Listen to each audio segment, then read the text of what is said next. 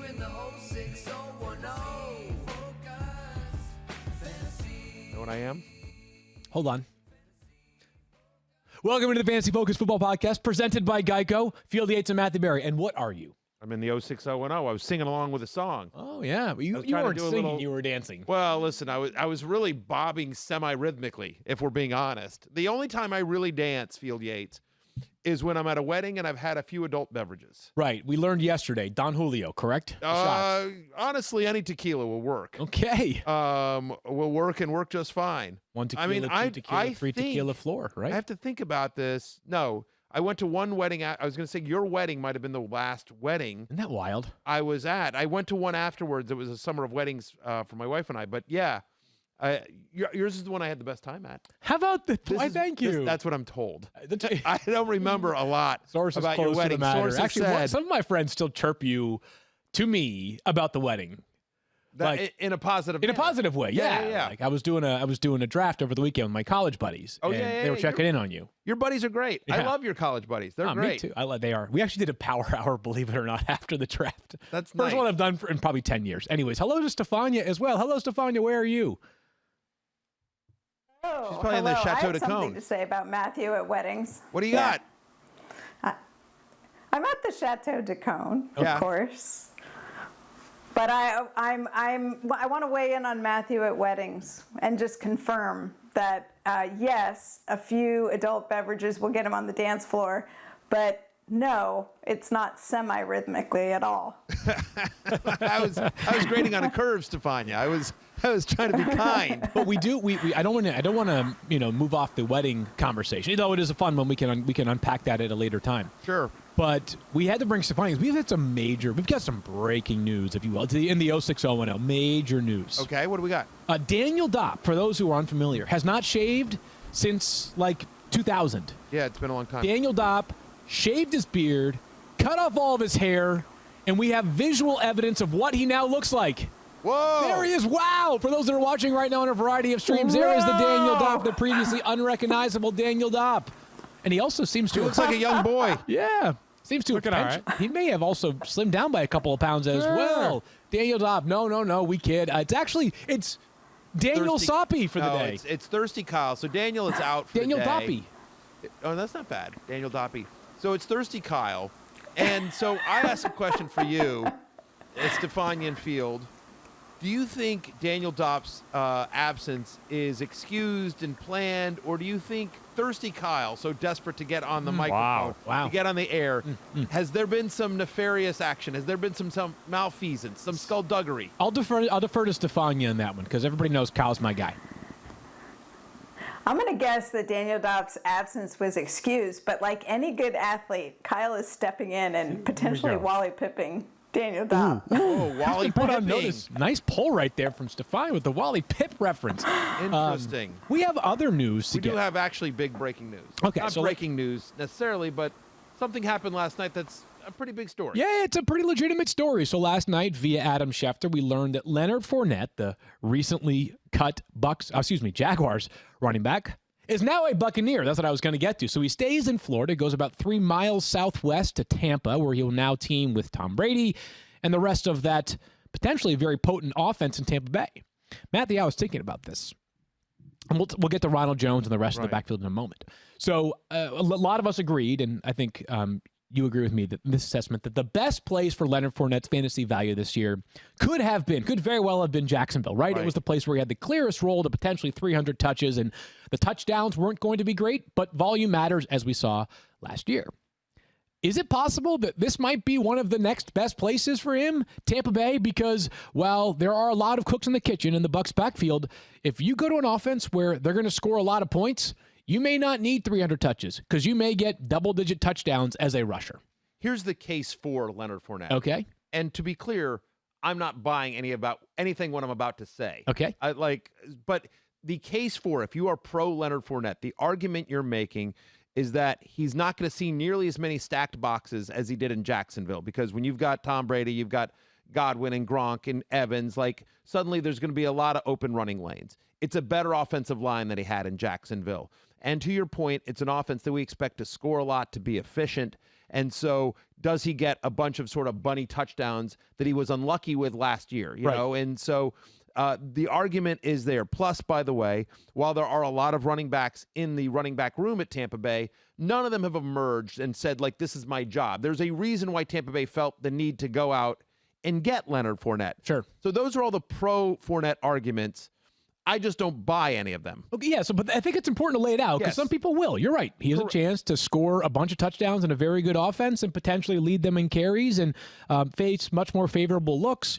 But the arguments against, Matthew, are a little bit more compelling. But before we get to the arguments against, you've got him at 24 for your rank. Has that been updated or is that reflected? Yeah, that is updated. Okay. I'm the highest among us. Like really? You have you have him at 28. Secret Squirrel has him at 29. Tristan has him at 16. Where does Mike Clay have him? On it. Daniel Doppie, we'll get to that in just a moment. But in the meantime, we have, so I am at 28. You're right, Matthew. And so I suppose that my ranking is making the case against. So let's dive into Both the case. Both of us have him as RB3s. We're a couple spots apart. Both of them have Mike Clay 33rd. 33rd. Wow. So here's the case against. Now I'm gonna have to go back and defend my Leonard Fournette. I'm as an RB3. Okay. I'm amazed that I'm the highest on him. But so because I'm down on him. But the case against is I think, should be intuitive for people. Is that, all right, so you no longer are tied to him being the 4th overall pick that you feel like there's some sort of investment in, right? The deal, according to Adam Schefter, is worth the maximum of $3.5 million. That is not the same thing as making a guy a 4th overall pick. Plus, it was not long that Bruce Arians was espousing the virtues of Ronald Jones as the guy in the Bucs backfield. They also recently signed LaShawn McCoy, and reportedly LaShawn McCoy is still part of their plans in Tampa Bay. Moreover, they used a 3rd-round pick on Keyshawn Vaughn, and I know that we sort of doused some of the excitement around him earlier in this preseason, but still, Dario Gumbawale also there. I don't know who is the odd man out, but roster construction-wise, Matthew, it feels like one of those guys won't stick. 5 running backs, maybe 6 that could make the roster in Tampa Bay. Leonard Fournette is not guaranteed to be a workhorse by any stretch. And that's the issue. He needs volume to be effective. For his career, he's averaging under 4 yards per carry. Now, you can argue some of that is the team that he was on and everything like that and a lot of stacked boxes. But the fact is that he's always been a volume guy. Last year, he got insane volume in the passing downs. Does he get that? Right? Ultimately, that's going to be up to Tom Brady. Right? Does Tom Brady like him and trust him in pass protection? Does Tom Brady want him out there on 3rd downs? To your point, you've got Ogunbowale, you've got Ronald Jones, you've got LaShawn McCoy, you've got the 2 rookies, Raymond Calais and obviously Keyshawn Vaughn. So you've got a lot of guys there. And so I don't think he gets the insane passing down volume that he has. I'm not convinced he gets the rushing volume that he has. I mean, think about Tom Brady. And again, he's not necessarily calling the plays, but obviously Brady's going to have a significant say in what they do offensively. Tom Brady in New England, for years, they've had different running backs. They've always gone by running back by committee. So you wonder if Tom is saying to Bruce Arians, to Byron Leftwich, saying like, hey, guys, let's get some different looks in here because a look with Leonard Fournette's very different than a look with Dario Gumbawale, right? I mean, right? So maybe there's some mixing and matching going on there. This is a guy that has missed 12 games in 3 years, right? So that's not out of the woods. You don't know that he's necessarily playing all 16 games.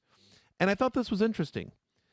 Bruce Arians has had a running back score more than 180 points only twice in his NFL career, and both those were peak David Johnson. And I think we can all agree that Leonard Fournette, even in a best-case scenario, isn't going to be peak #1 running back in fantasy David Johnson the way he was those couple years in Arizona. Yeah, I always would like to sort of see year by year who he had at his disposal and whether that's more attributable to it than the coach himself. He had some Andre Ellington in there, right? Right. I think it was 100%. He didn't have great talent, but you know. No, I get it. So I think what we probably can all agree on is that we'll have a much better evaluation of what kind of player Leonard Fournette is now because the circumstances are set up for him to, on a per-play basis, be pretty effective. We'll get into this more, and we'll talk about this plenty more. But one last thing I want to say here, because I think this is important, right, in terms of how do you draft Leonard Fournette. And it's basically, for me, so, again, I can't believe I'm at 24. I'm sort of, I have him as a running back 3 because I think he's in that range of, like, guys that could be productive. I'm just after, like, Jonathan Taylor is where I have him in the ranks. Like, I'd rather the upside of Jonathan Taylor. But there is certainly a scenario in which Fournette has a good fantasy season. And for me, what I feel like is in terms of how I'm approaching drafts for people that are approaching drafts this weekend. I'd rather go running back early, and where Fournette I think is likely to go is sort of in that 3 to 5 round range, where, you know what I mean? Like, I think he's 3rd through 5th round. Yeah, I think it'll be later than that. He might be. But there's going to be at least 1 or 2 people in your league that believes. Because, I mean, listen, Tristan has him at 16. Yeah. And I've seen some other people on fantasy Twitter saying, like, oh, this is going to be amazing. Oh, my, he's going to crush. So I think there'll be some range there. But I guess from my point, what I was going to say is when I'm constructing my roster, I'm going running back early because those middle rounds are where the Getting gnarly. Like in the 5th round, like just say the 5th round. In the 5th round, I'd much rather the DK Metcalf, Terry McLaurin, Calvin Ridley types than Leonard Fournette. I would rather have the more solid running backs early, and where Fournette's going to go, I'd rather go wide receiver there. Okay. Or Dak Prescott, somebody like that, than necessarily, the Fournette, Gurley, Le'Veon Bell range is whereas, and he's probably going to go after that. He's probably even not going to be as high as Gurley or Bell. More on Leonard Fournette. Much more on Leonard Fournette coming up. Obviously, we'll have more analysis once he has a chance to actually put a Buccaneers uniform on. But time now for some news or noise. I have a sheet here that says Kyle has a question. We kind of sort of already. Is that the question we did? All right, we can ask it. We had question. intended to. Oh, go ahead. sorry. It's all good. We had a longer conversation than intended. It's so all good. I drafted Armstead and Fournette in Fishbowl a month ago. Do I have more value on my roster now than I did then? Would be my question. Yeah. You think so? I think so, yeah. Yes. It's a win. Because at best, only one of them was going to contribute Right. for you, and now In a you good have at spot. best 2 of them. So I'll I think, take it. yes, All right. more value. That's all. Yeah. We are without drops today. I don't think that was a question. I think that was just Kyle Humble wanted to brag? brag about his Fishbowl team. You were down on So thirsty. I don't know about that. So thirsty. Like, I'm here. I'm like, oh, Kyle has a question on my sheet. Maybe it's good. Field is maybe. going to blow you off. And I'm like, let's see if this is worth anything. Last shot. All right, let's move on to news or noise. No drop. So, Kyle, we're going to pass it over to you to play Daniel Doppy for news or noise. Dwayne Haskins was announced the starter in Washington. Is this news or noise? This is noise for me, Matthew. I'll give you the baton in just a second here. It's noise for me. I'm sorry. I just don't see. I'm not particularly inspired by any player on the Washington offense other than Terry McLaurin. And the splits were fine last cut year. to Dontrell Inman. Wow, what did I do? Right. Field Yates. So the splits were fine last year. They were actually encouraging last year when he and Dwayne Haskins played together. Yeah. But it's noise because this is what I expected. And my value with Terry McLaurin all preseason has been operating under the idea that Dwayne Haskins win this job. I agree with you. Fantasy-wise, it's noise. Listen, I like Haskins. I'm not ready to throw in the towel the way so many people are. I think he will have a better season this year. I think they are going to be much more of a pass-happy offense than people necessarily expect. But to your point, he doesn't really add anything with his legs. They don't have a lot of weapons there. He is nothing more than a deep 2-quarterback league, super flex league, kind of option. Rookie left tackle, banged up offensive line already. I hope the best. I love the direction of. I love Ron Rivera. Correct. But it's going to be a long year in D.C. No question about that. So we agree it is noise. Anthony Lynn said yesterday that Tyrod Taylor is their week 1 starter and is their starter moving forward until someone steps up and takes the position. Is this news or noise? I'm going to take this one again. It's noise for me because, again, I expected him to be named the starter. The news will come when he gets benched at some point this season because I do believe they'll eventually turn the keys over to Justin Herbert. And, again, hold on. The analysis we've been offering all preseason about Keenan Allen and the concerns about, regression in terms of overall volume and the impact of Tyrod Taylor on the offense has been with Tyrod Taylor as a quarterback in mind. So things could change if after 8 games they decide to hand the keys off to Justin Herbert. But for now, this is noise for me because, again, this was expected. I think it's news, and I'll tell you why. I agree with you on the assessment that we expect him to be the week 1 starter. Okay. That's not the news part. But the news part to me is not only Anthony Lynn saying like he's the guy until he isn't, quote unquote, but I was listening to a recent episode of the Adam Schefter podcast, our friend Adam Schefter. And so Shefty says his expectation is that Tyrod Taylor is going to be the quarterback the entire year or the majority of the year. And I've seen some other people, some other knowledgeable people that, per sources. And so my expectation here again, and so we'll see if things go south for the Chargers and they just got to throw Herbert in there. But if you knew for a fact Tyrod Taylor was the starting quarterback all 16 games, Like if say they didn't draft Herbert, right, or whatever, if something happened to him, like he would move up your draft boards, like because he's going to be a good fantasy quarterback because of what he does with his legs. He's always been. He was a top 12. He was a top 12 fantasy quarterback in Buffalo for the 3 years he was the starter in Buffalo. He was a top 12 fantasy quarterback on a points per game basis over those 3 seasons when Anthony Lynn was, a coach there in Buffalo. And my expectation here is that he has more weapons in Los Angeles than he did in Buffalo. So I think he would be a very viable QB. He's going to be a viable QB2 as long as he has that job. And the fact that he might have that job a lot longer than expectations is interesting to me. Okay, fair enough.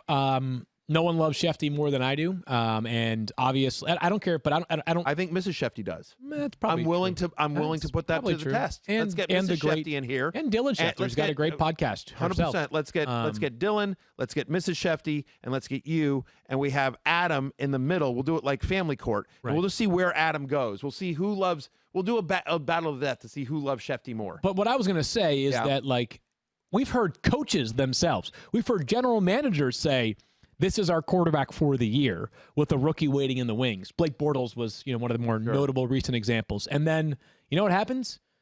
The starter gets benched and Blake Bortles, like 3 games into the season or 0 games into the season or right away, right? I mean, Baker Mayfield. This happened to Tyrod Taylor 3 years ago in Cleveland, 2 years ago. So my point is merely that I still personally believe there is a chance that the Chargers could change their decision. And as a result of that, Justin Herbert does start 8 or 10 games this year. I agree with you. There's 1,000% chance, obviously, that happens. It's obviously a very good chance. You don't use a first-round draft pick and not start him. I mean, it happened last year with Eli Manning's going to be our guy. 4 games in, here comes Daniel Jones. He's a legend. He's beloved in that city.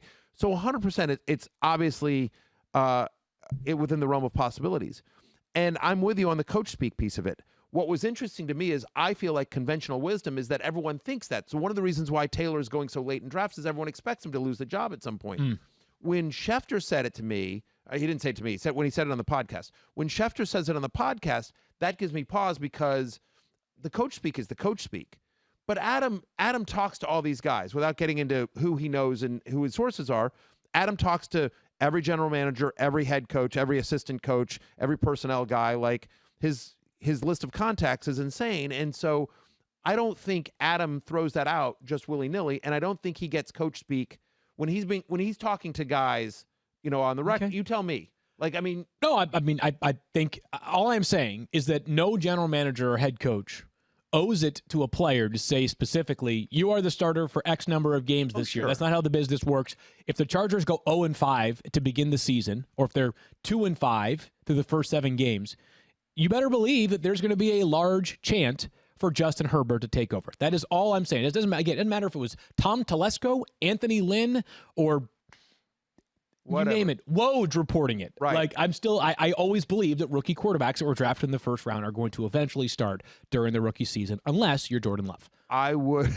Fair. I agree with all that. The last thing I'll say, though, is that risk is baked into his ADP. He's mostly going undrafted in ESPN leagues. And so if you get more of especially by the way, you're looking at a year where they didn't have rookie mini camps, they didn't have OTAs, accelerated start of the season. Does it take him longer to break the starting lineup in, and is Taylor more of a worthy flyer given the fact that maybe we think it's longer before he gets in there as a starter? Yeah. So anyways, we belabored this point. Let's move along. Kyle, what else you got for us? 31-year-old Mo Sanu was released by the Patriots yesterday. News or noise on that one? You first, Matthew.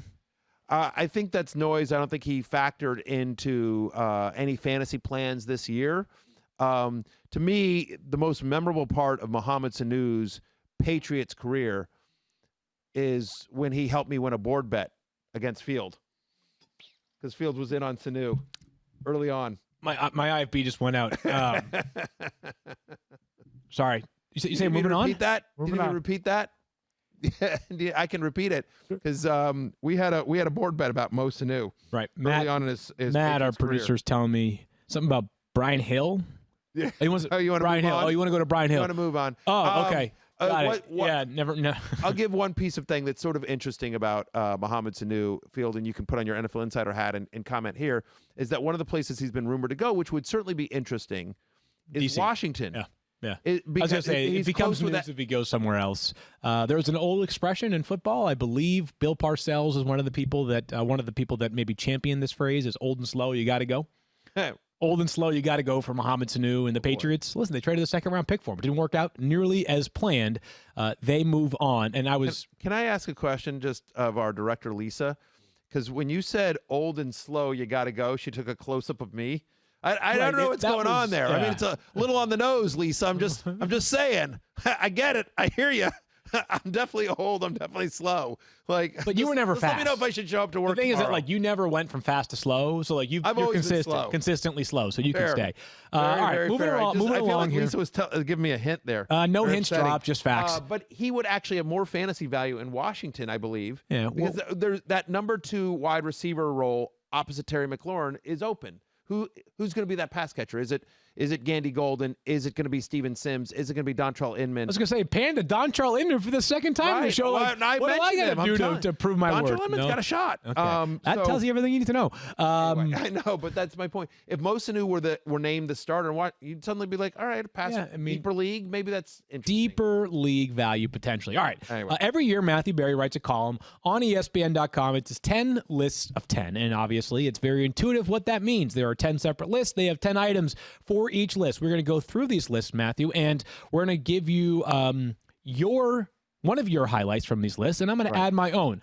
The first one we're going to discuss is preseason buzz. So this is something you've heard during the preseason that you are buying. That I'm buying. There's all sorts of buzz out there. And so what's a preseason narrative that I am buying? Yep. That's so one let's of the start lists. with preseason buzz, and what is yours? And you can, again, it's 10 lists of 10. So there's 10 nuggets in each list. And so check it out on ESPN.com. Of course, Okay. I'm a company man, done and not. But the preseason buzz I'm buying is that Le'Veon has lost a step and that there is real tension between him and Adam Gase, and that this is going to be more of a committee than you would think for a guy that was signed to as much money as Le'Veon Bell was 2 seasons ago. Or a season ago. Yeah. On Monday, Mike and I had a podcast, and we talked about Le'Veon, and I was expressing my concerns. I made him my bust candidate for running backs when we had our updated list. I'm with you, Matthew. This is a player who the skill set has declined recently in terms of explosiveness, and as I stated on Monday, just to reiterate, he's going to start the season as a starter. But if things go south quickly for the Jets, you think Adam Gase is going to be motivated to keep Le'Veon Bell in the lineup, or might he go with a guy we know he loves in Frank Gore, or LaMichael Pirine when he is healthy? He's their 4th-round pick out of Florida. I'm nervous about Le'Veon Bell. I'm in this crazy deep dynasty league, 33-man rosters, and I just managed to grab. We had our first waiver run of the season last week, and I spent a little bit of money on both Frank Gore and LaMichael Pirine, both of whom Pirine wasn't drafted in the rookie draft, and Gore was just out there. It's a dynasty league, of course. Yep. And because I think there's a chance, first off, in that league, everyone that has a pulse has value. Right. But also because my expectation here is that those guys have a potential at having a significant role. We discussed this player yesterday. The preseason buzz that I'm buying is that J.K. Dobbins is ready to roll in Baltimore. Such a good player. As I said yesterday, it was mind-blowing that he made it as far as he did in the draft. The Ravens were the best running team, I think, in NFL history in terms of total rushing yards last season. They may not be quite as dominant this year, just hard to repeat history in back-to-back seasons, but there's going to be plenty of opportunities for J.K. Dobbins. Mark Ingram means a lot to that Ravens franchise. He's still going to have a role, but if by the end of the season or the middle of the season, we're saying, J.K. Dobbins' future in Baltimore is a top 5 to 8 fantasy running back on an annual basis, nobody will be surprised. Who is your favorite? By the way, all in. I have an unhealthy amount of J.K. Dobbins this year in all my leagues. No such thing. In the dynasty league that you and I and Thirsty Kyle and Secret Squirrel and Mike Clay and Stefania that we're all in, J.K. Dobbins was my first-round pick this year, right, in dynasty. And I could use a quarterback, and I passed up on Tua for J.K. Dobbins because that's how highly I think of him. Who's favorite upside running back? Let's go to the next list, Matthew. Who is your favorite upside running back? And obviously there are a lot of players on this list, but name one that comes to mind for you. Yeah, so I have 10 upside running backs there, and one of the guys that I listed was Antonio Gibson, who I absolutely love. And listen, Adrian Peterson's going to start the year as kind of their lead back. But after the release of Darius Geis, I think there was a lot of hype on Gibson. It seems to have died down, and I think it should still be there. the fact is that Washington is not going to your point, it's going to be a long year in D.C., and they don't have a lot of weapons on offense. They're going to have to manufacture things. They're going to have to manufacture offense and get creative. And Antonio Gibson is a player that allows them to do that. They're going to use him in the passing game. They're going to use him in the run game. He has taken reps and spent time in practice with both camps, with both the running back room and the wide receiver room. I just think he's a very dynamic player that probably just, didn't go to a big college. There's not a lot of college tape on him, but everything I'm hearing out of Washington is that he is the real deal, and they're very excited about him. Yeah, so you don't necessarily have to play for a great offense to be great in fantasy football. I do have some reservations, though, that this offense is just inefficient enough that the upside is more limited in my mind than it is in your mind. You may feel that way about the player that I'm going to mention as one of my upside running backs, but before we get into him, I believe Stefania is on the ready to tell us a little bit more about what we learned earlier today from the incomparable Mike Reese about Patriots running back Damien Harris. Yes, Mike Reese, of course, your best source for Patriots information, and he tells us that Damien Harris had to have surgery on his hand. He was not in practice earlier this week, and it turns out it's a pinky finger injury that required surgery, and now very much in jeopardy of missing week 1 and potentially longer than that. If you look at the running back situation in New England, they have Lamar Miller, but he's coming off ACL surgery. He was activated off the PUP list, but there's still a ways to go from being activated to being ready to play in 4 quarters of a game when you're coming off an ACL surgery. So with Sony Michel being off the PUP list now and practicing for over a week, it sounds like a little more work will go to him early. Of course, they have plenty of depth there as well to support him.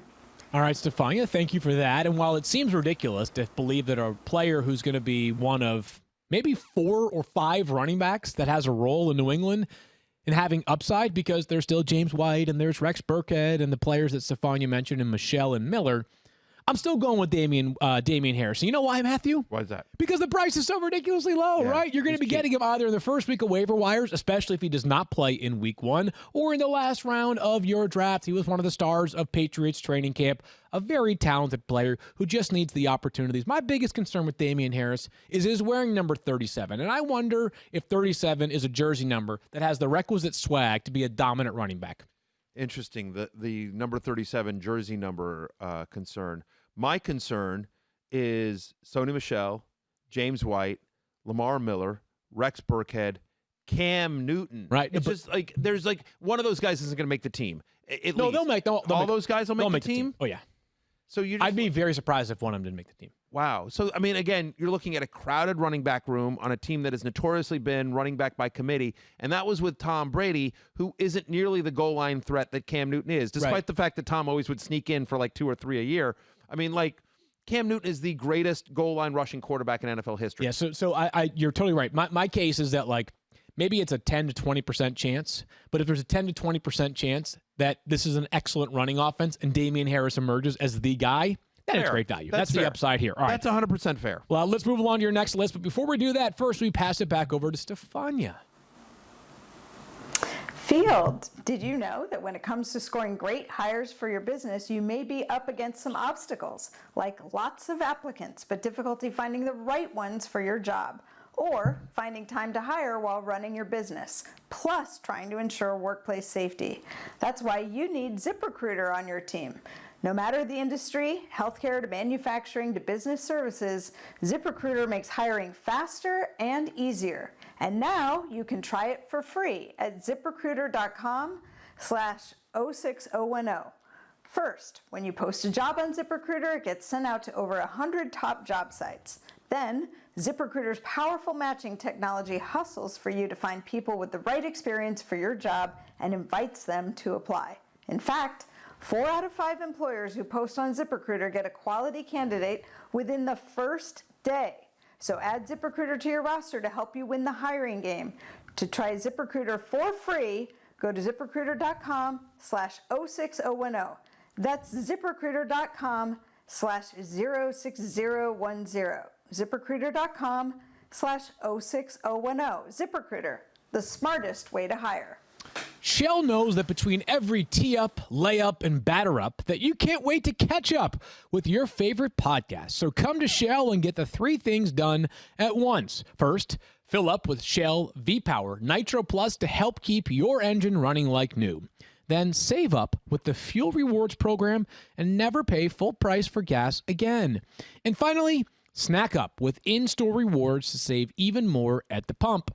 Time to wrap it up. Make the most of the stop you need to make with Shell.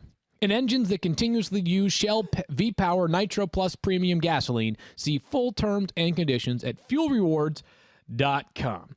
All right, Matthew, your third list in your 10 list of 10 is your list of chicken players. And for those that missed the show yesterday, explain to us what the chicken player list really is. Well, it's inspired by Michigan head coach Jim Harbaugh. Correct. A couple years ago instructed his players not to eat chicken, said that he doesn't eat chicken because it's a nervous bird. He thinks chicken is a nervous bird and doesn't like to get the innards in you, the nervous innards in you. I see it differently, but I digress.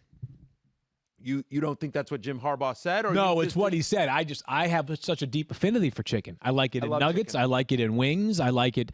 I like thighs. I like breasts. I like whole chickens, roasted chickens. Yeah. You name it, I'm in. Yeah, 100%. I'm with you too. Brined chicken. Huh? Brine chicken? Yeah, like when you brine it. Yeah, I've brined some. I Chicken guess. tacos. Yeah, yeah. Chicken sausage. Chicken parm. Chicken Chicken parm. parm. Yeah. Chicken parm. Anyway, chicken salad, chicken Caesar salad. Yeah, I'm in totally. on that. Yeah. All the way. I'm a big chicken fan, but my chicken players, so these are guys that they aren't necessarily on the, it's not a hate list. These are all talented players. I think they're all ranked appropriately, but they make me a little nervous. And what I have found is that when I come to that point in the draft where I should take them, I am generally taking somebody that is ranked similarly, that is a similar level player, because there's just something about that this just makes me a little bit nervous. Like again, if Jim Harbaugh says chickens are a nervous bird, these are players that just make me a little bit nervous, right? And so this is one that I could be dead wrong on. Yeah. This is to me one of the toughest guys to rank this year, but for me it's James Conner. Okay. So look, James Conner has such a wide range of outcomes, Field. Yeah. He could be the guy that he was 2 years ago, where he was an easy RB1. He was just a fantasy superstar. Or he could be the guy that he was last year that couldn't get healthy once again, that left games early, consistently, that was ineffective and inefficient and couldn't convert. For me, James Conner just makes me nervous, right? I mean, they've got Jalen Samuels, and especially they've got Benny Snell, and I like Anthony McFarland, the rookie they drafted. There's a lot of guys there that potentially could take some work away from Conner. I think it's going to be a pass-first offense with Big Ben there. And I know the argument is, well, Conner was great 2 years ago, but look, he's never played all 16 games in a season. There's no question. I'm not questioning the man's toughness. He is as tough as they come, but injuries have been a part of his NFL career. And so Well, to that point, it just makes me a little nervous. Well, let's get Stefania's insight on the injuries, because Stefania, as Matthew noted, he has dealt with some time missed in the past 3 seasons. What's his outlook for this year? Well, I think they're hoping that he can get through all 16 games. But if you look, and Matthew has a good point here, he's missed time in all 3 seasons. And the first 2 years, it was at the end of the season. So you tend to think, okay, guys, break down a little bit. He had an MCL injury in year 2017 that ended his campaign early. In 2018, it was an ankle injury that cost him 3 games. But last year, he got injured mid-season. Week 8, I believe, he had a shoulder injury, an AC sprain. And if you look at his style of play, very much a physical guy, seeks out contact, leads with his shoulder. That type of injury is particularly problematic for playing running back and having that style of play. And what we saw, and to Matthew's point, is that he tried to return in week 11, but he only lasted 13 snaps. Then he was out again for 3 weeks, came back, and then was out again at the end of the year with a quad strain. So he really needed the offseason for his shoulder to get better. It's just a function of the type of injury that he had. But when you string it together, it does make you a little bit concerned about whether he can, in fact, get through all 16 games. All right, so there's the injury insight on James Conner. I'm going to give you my offering. Just quickly, you in or out on James Conner? I'm in. Actually, I believe it. Yeah. Okay. I mean, I heard that felt descriptive more than predictive, right? Like, here are the things he's dealt with, but I don't know. I am not as concerned. I think a contract year is going to favor James Conner very nicely this upcoming season. My chicken player, and I think he may be on. Can I ask one quick question about that? Sure. No, just contract year, right? So is there a concern from you, NFL insider Field Yates? Is there a concern from you? And I'm being serious here. That he protects himself? Yeah. No. That, like, because he can't protect himself. He plays running back. No. But just like you think about like Dalvin Cook, or you think about some of these, or Le'Veon Bell, that just basically says like that. Just basically, if he gets nicked up a little bit, he's just thinking here, like I'm trying to get a huge payday. Like, I'm not going to play through this hammy. I'm not going to push through this. So that's what I'm asking. Dalvin Cook has a huge resume. He's been one of the best running backs in football. James Conner's had one good season. He can't say like, you know what? If I only play 6 games this year, teams are really going to be willing to invest $10 million. He needs a full season of dominance to get a $10 million per year contract. My chicken player may be on your list, Matthew. It's Stefon Diggs for the Buffalo Bills. He's better than the 17th best wide receiver in football in terms of ability. That's where I have him ranked, though, Matthew. And I think this is pretty obvious, right? It's an offense that the quarterback, Josh Allen, there's going to be some accuracy concerns. He improved last year, but we still want to see it for a full season be above 60, 65%, somewhere around that clip. Stefon Diggs he's an interesting career arc, right? He was first a vertical threat, then he had a season with 1,000 yards on 100 catches. And then he was back to being a vertical threat last year. So the fit makes sense in some ways. Big, strong-arm quarterback. But a big, strong-arm quarterback with a vertical wide receiver also requires excellent deep ball accuracy. So I'll be interested to see just how well these two mesh right away in Buffalo. I actually think he could be a value this year. He didn't make the chicken list. I understand that I don't have a lot of Diggs this year. There are wide receivers going in his range that I like a little bit more. But look, I mean, Josh Allen likes to chuck it, and so he has improved his accuracy in his NFL career. It's been a challenge for him, but like, you don't make the trade for Stefon Diggs and not feed him a lot of targets. So I think I think he's going to lead that team in targets, and I think they're going to take a couple of deep shots to him every single game. And I think, if Allen is even slightly improved in his accuracy, like He's got a cannon for an arm, and Stefon Diggs is one of the best deep ball receivers in the NFL. I know. The problem is just that, like, there's evidence so far that cannon of an arm has not been an accurate cannon down the field. So that's why I'm a little bit chicken. Although John Brown was a fantasy asset last year, and we both agree Stefon Diggs is better than John Brown. Right, but I don't think that there's the same level of John Brown has been a vertical threat throughout his career. I think that this is like, I think to your point, the Bills may want to vertically stretch the field 2 to 3 times a game with Stefon Diggs, which they did some last year with John Brown. But I personally believe that there are concerns for me down the field. That's he's my chicken player. He's not your chicken player. That's fair. Exactly right. Next list is right. What if? And your what if this year is what if Seattle lets Russ cook? Yeah, just a bunch of, like, I think there's conventional wisdom that thinks this is going to happen. Okay. And it's more likely than not that it doesn't happen, or that it does happen that way. Like, one of the what ifs is, what if the Chargers have Tyrod Taylor as their starting quarterback the entire year? We talked about it earlier in the show, right? And so conventional wisdom is that Herbert's going to take over at some point. I think conventional wisdom is that the Seahawks offense looks like it always has, which is run heavy. But what if Seattle lets Russ cook? I mean, he's currently going in the late 5th round. This is a guy who's never finished worse than quarterback 11 in his NFL career. He's a guy that has over 30 passing touchdowns each of the last 3 seasons. He's the only current quarterback to be able to say that.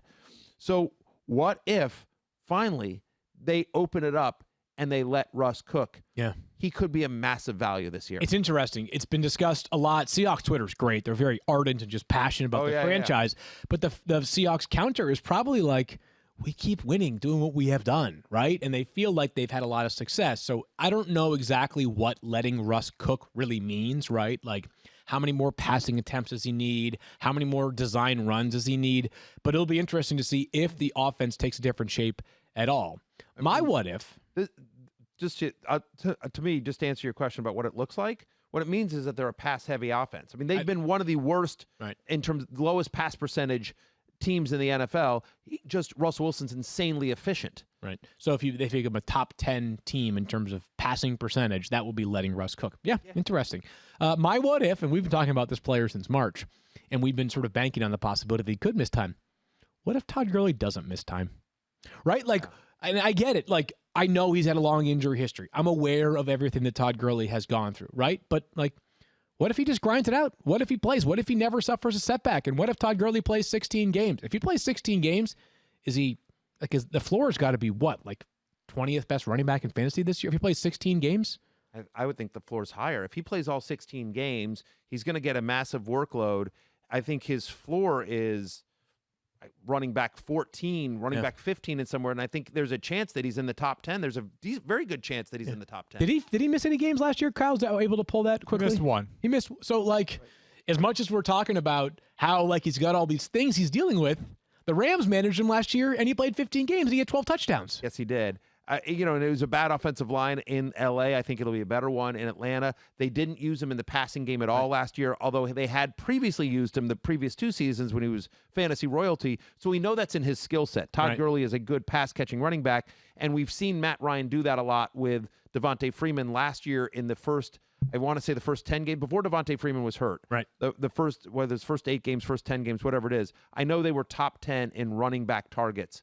The Falcons were. Thirsty Kyle, feel free to correct me if I got any of that wrong. But so, yeah, I think that's really interesting. The other thing is, just as you mentioned with James Conner, Todd Gurley's on a 1-year deal, right? I mean, so he's on a 1-year prove it, you're still an elite running back deal. So one more bite at the apple. One more bite at the apple. So I think, yeah, Todd Gurley is certainly motivated to play through whatever we're not saying players, purposely get injured or don't, but some players can play through more than others, and I think maybe Gurley plays through more this year than some other of his contemporaries. Next list here from you, Matthew, is the unsexy player, and who is your unsexy player for 2020? Yeah, you know what? There's so many players out there that get so much hype and buzz. Clyde Edwards-Helaire. When you draft Clyde Edwards-Helaire, people are gonna go, ooh, oh man, I wanted him, right? Yeah. And then there's these unsexy players that when you draft them, people are just like, whatever. Okay, fine. You're not like there's no one's going to be like that and very upsetting. But these are players that I think are undervalued at their ADP and that I think will help you win your fantasy league. And my unsexy player that I'm picking from the list is David Johnson. We've talked about again, his ADP is running back 17. He's going in the 5th round, and we've talked about this. This is a guy who has performed at an elite level for a lot of his career fantasy wise, including last year, where through the first 5 games of the NFL season, he was a top 5 fantasy running back. And then he got hurt and fell out of favor in Arizona and wasn't exactly right. But now, healthy again, something to prove. And we've talked about this a lot, but Louis Riddick likes to call it sponsorship. I call it just the politics of a football team. Bill O'Brien needs this to work. Bill O'Brien traded to much criticism DeAndre Hopkins, an insanely popular player with a fan base in Houston, and he took on David Johnson's contract. It wasn't even a salary dump. Like he traded DeAndre Hopkins to get David Johnson, and they let go Carlos Hyde, who was a 1,000-yard rusher for them last year. David Johnson needs to work for the Texans, and so even though he may not be super efficient, I think the volume and I think his passing game usage will make him a value this year in what is once again going to be a very good offense. As long as Deshaun Watson's that quarterback, that's going to be one of the better offenses in the NFL. I felt the same way since the moment he was traded to Houston. I always felt like I was a little bit ahead of the rankings curve, and I feel that way. I have him as RB13 going into the season. My unsexy player is Jarvis Landry. We discussed him yesterday. He's off the PUP list after hip surgery this offseason. At least 180 fantasy points in each of his first 6 NFL seasons, and oftentimes much more. Doesn't drop passes, sees a ton of volume. And last year, he had 21 red zone targets. A guy that we always think about him as, or for a long time thought of him as a slot receiver only. He's proved to be much more than that. I have immense respect for Jarvis Landry. He's dependable. He's reliable. Things that we normally don't associate with being sexy in fantasy football. I'm in on Jarvis Landry. He's going in the 7th round right now. He will return at least 7th round value for you, absent getting hurt, and he has a good track record of staying really healthy. Jarvis Landry could make this list every year. Every year. We should rename it the Jarvis Landry list. I should rename it the Jarvis Landry list because he's perennially underrated. Yes, I like the call. Yes, completely agree. Let's go to bold predictions. Yes, sir. This is probably one of the more enticing parts of this list is the bold predictions, and you've got a bunch here, Matthew. So I'm just going to tee you up and just let you rip through these, and because you got a handful. So the idea of a bold prediction is that it has to be within the realm of possibility, Okay. but unlikely. Okay. Right? I mean, to me, that's how I define a bold prediction. Like, this is unlikely to happen, but it's within the realm of possibility. And for me, the way I use bold predictions is to not necessarily nail the bold predictions, although I have a pretty good track record over the years, but not necessarily to nail the bold prediction, but merely to show these are players that I have a strong opinion on one way or the other. Right? Yep. So, for example, one bold prediction I have, Ben Roethlisberger finishes as a top 5 fantasy quarterback. Okay. His current ADP is QB 16. Right? And so my point is like, let's say Ben Roethlisberger finishes as QB 7. Right. I quote unquote got the prediction wrong, but for people that are drafting, he's going as QB 16. You reached a little bit for him. You obviously made a profit off of Big Ben. The argument there is obviously he's done it before. Yeah. He was the 3rd best quarterback in 2018. It's going to be a pass-first offense. We know he's a great talent. He's a first-ballot Hall of Famer. We like the talent in his receiving corps. He does not have Antonio Brown the way he did in 2018, but he's got a healthy Juju Smith-Schuster. We like Deontay Johnson. James Washington is interesting. You know, Chase Claypool and Eric Ebron, they've added some weapons in the offseason here. James Conner, Jalen Samuels, nice pass-catching running backs here. Yeah, give me some Big Ben. Bold prediction as a top 5 fantasy quarterback this year. I have arbitrarily decided on a bold-o-meter. How bold of a call I believe this to be. 1 to 10, it's a 6. It's a 6 for me. And Okay. certainly, and we'll see how the rest of this list unfolds. That's a 6 for me. I could definitely see it happening as well.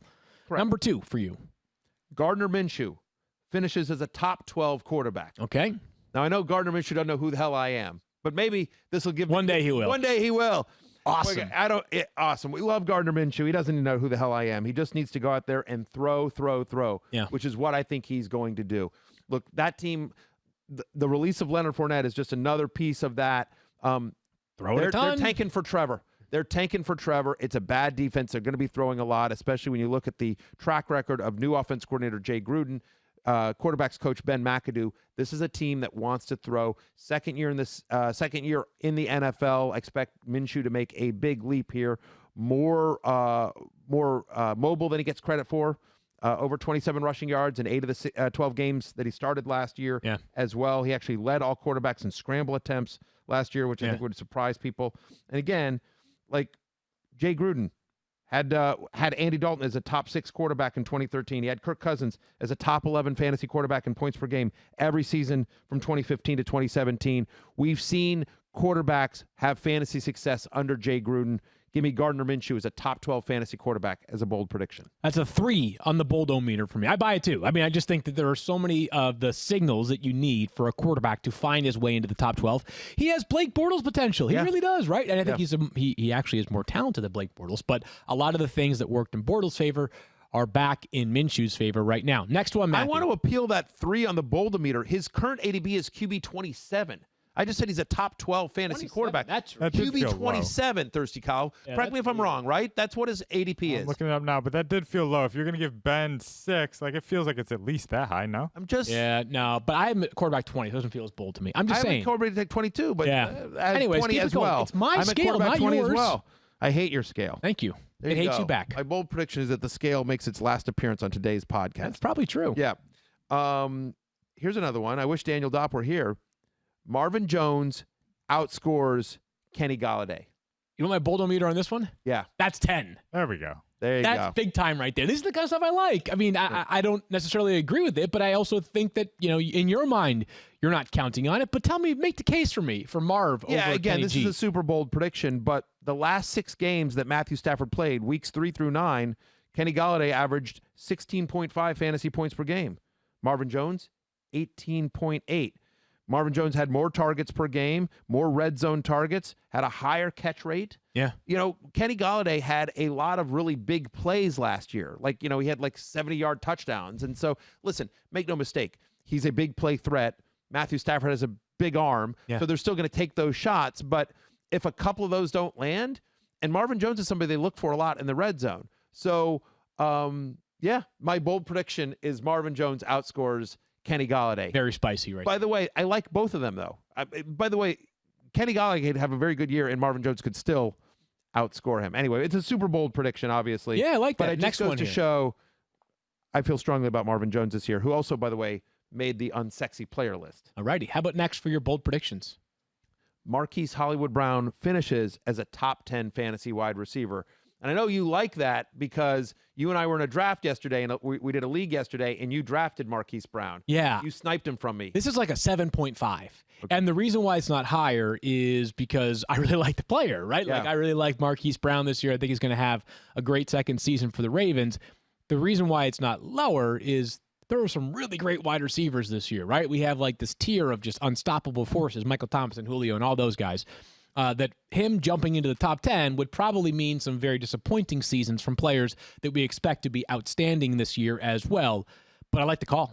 Yeah, I mean, look, if you're watching as we're doing it live, the graphic shows that he was ranked 10th in fantasy points per target, ahead of Tyreek Hill, ahead of Amari Cooper. Yeah. So can he increase his targets? Remember, this is a quarterback in Lamar Jackson who led the NFL in passing touchdowns last year.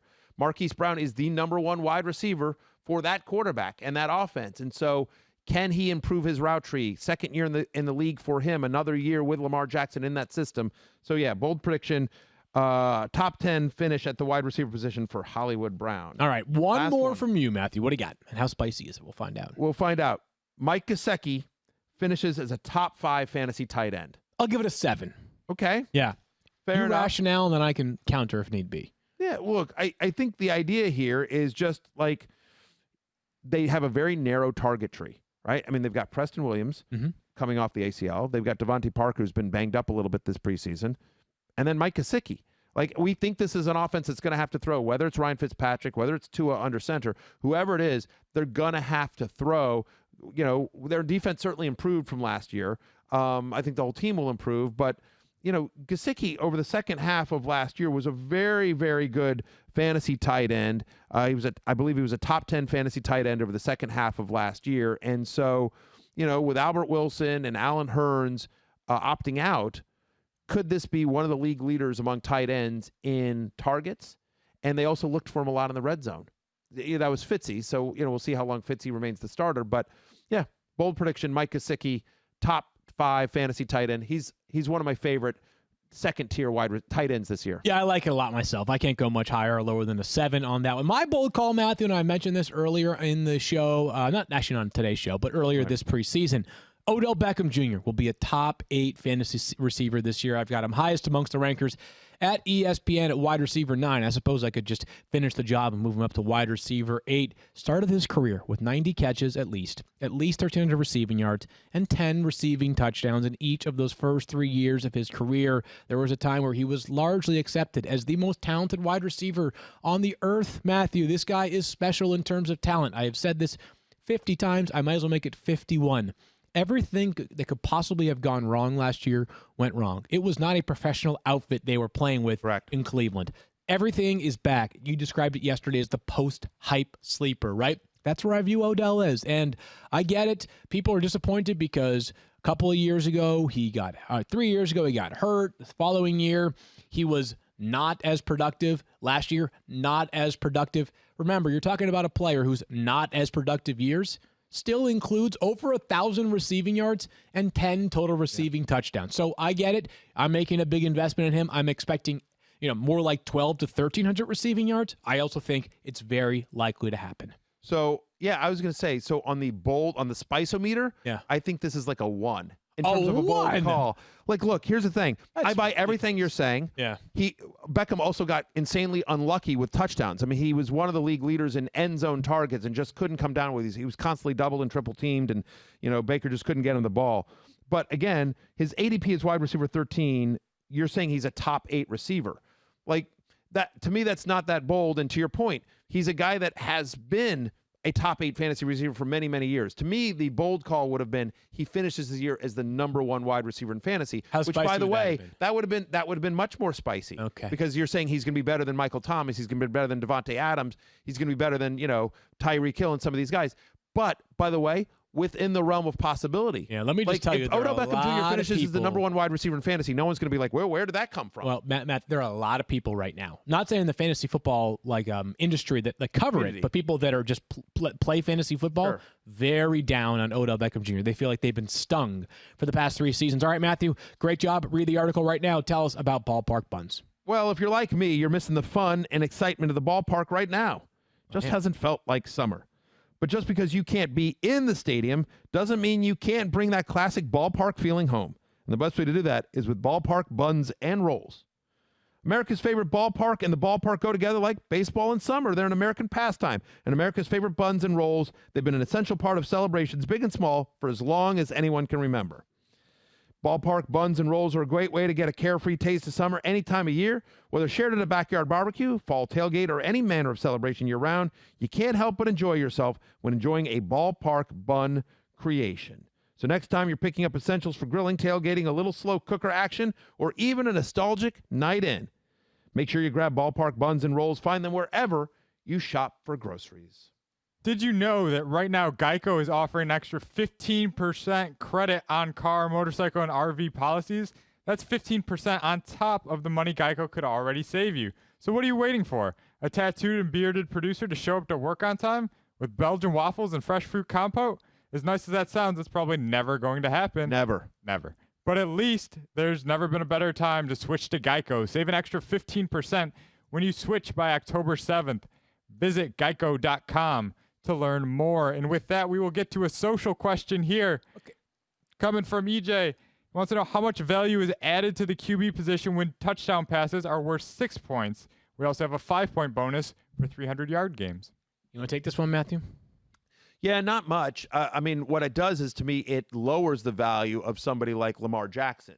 It lowers the value of the rushing quarterbacks because it rises up those that pass for a lot. But, it doesn't move guys up for me that much, honestly, because, again, the quarterback position is so deep, and there's actually going to be more players that are relevant because, again, because it hurts it mitigates some of the advantage you get with a rushing quarterback. It just means more quarterbacks are now. It just narrows the gap between Lamar Jackson and a Tom Brady, but still remember that Lamar Jackson, if he throws a touchdown pass, it counts the same number as points as Tom Brady. Correct. I want to make you laugh just quickly before we do our Geico trivia question.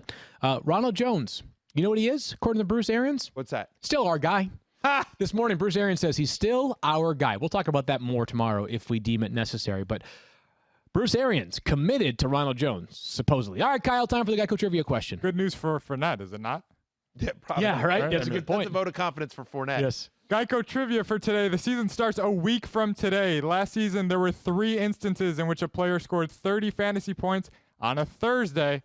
Lamar Jackson's the easy one. Can you give me one of the other 2? Come on, Field. Recall. This is your thing. Absolutely not. I am completely guessing right now. I have no freaking clue. Ah, man. On a Thursday night. Okay, Stefania's going to have an idea. I'm sure she's probably going to be Probably right. got it, yeah. I don't know, but I just remember this game because it was against my 49ers, and I think it was Kenyon Drake when he made his debut. Ooh, you know what, Stefania? You are absolutely right. That's going to be one of them, and that's probably going to be correct. Matthew, who's your guess? I wrote 2. I wrote Derrick Henry and Kenyon Drake. Good job by you. You probably got Kenyon Drake as well. I'm going with Matthew's little Cooper Cup. Now, I'm pretty sure they played 2 years ago against the Vikings when he had this monster game, so I'm probably wrong. I haven't got a trivia question right since, July. What's the answer, Kyle? You started hot. We've got 2 lower name guys. Nobody got this. What? Jordan Howard in week 4 had a huge yes. game. That And Green Mitchell Bay Trubisky, game. yeah, he killed my Packers. That was why I looked into it. Oh, my And God. Trubisky. Kyle, you are an absolute savage. I You knew know that. That I one was knew fun. Derrick Henry had a What? monster game 2 years ago. That Thursday game against Jacksonville. Man, yeah, that was a 99-yard touchdown game a couple of years ago. Kyle, how many points did Kenyon Drake get that night? Kenyon Drake, That's what I need to 28.2. 28 points. Wow, on 4 On Halloween. touchdowns. Come on, I was close. And Real we- close. That's such a good guess, Stefania. And Yeah, how I do you had- have less than 30 points with 4 touchdowns? That's wild. Yeah. I know. Man, all right, Yeah, Stefania, so anyway. you're still out in front on the Geico trivia. I'm still way behind. I hope this is like karma and I do great in Red Zone this year. I probably won't, but I'm just managing expectations accordingly.